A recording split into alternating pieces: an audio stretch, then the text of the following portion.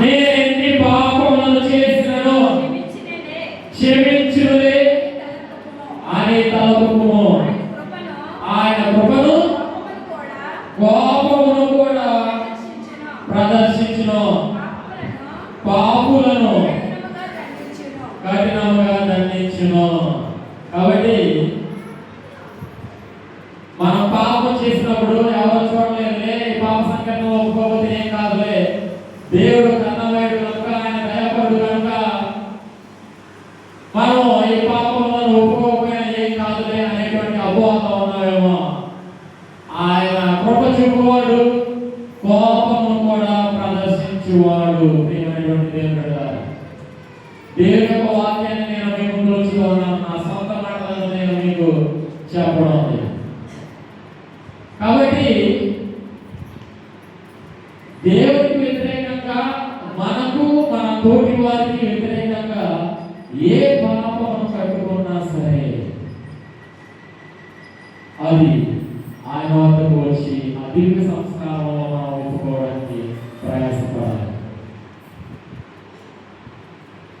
ఆయన యొక్క కరుణను, ఆయన యొక్క దయను, ఆయన యొక్క కృపను మనం అలుసుగా తీసుకోకూడదు.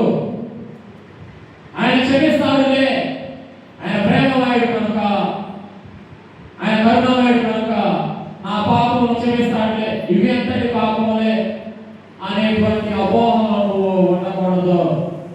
ఆయన కరుణ చూపువాడు, అదేవిధంగా కోపపడువాడు అని కూడా మనం చదువుకుని ఉన్నాం. ప్రియమైనటువంటి దేవుడు, కాబట్టి దేవుడు వస్తున్నటువంటి ఈరోజు ప్రత్యేకంగా ఈ యొక్క సాంగ్యం, ఈ యొక్క ఆరాధనలో మనము ఆయన ప్రసాదిస్తున్నటువంటి ఈ యొక్క దివ్య సంస్కారము మనం సద్వినియోగపరచుకున్నాం. ఒక పవిత్రమైనటువంటి జీవితాన్ని జీవించడానికి ప్రయాసపడదాం. కాబట్టి ఇది చేయాలంటే మనం చేయవలసినటువంటి 4 క్రియలు ఏమిటంటే, మొదటిగా నేను పాపాత్ముడిని లేదంటే నేను పాపాత్మురాలని అని చెప్పుకోగలగాలి, అని ఒప్పుకోగలగాలి.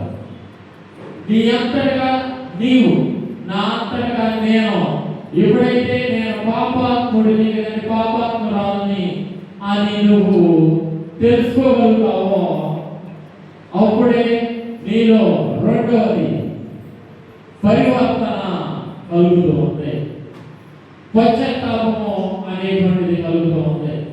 నేను మనం ధ్యానించుకున్నాను, తప్పైనటువంటి కుమారుడు తాను చేసినటువంటి పాపను తెలుసుకున్నాడు, పశ్చాత్తాపం చెందాడు.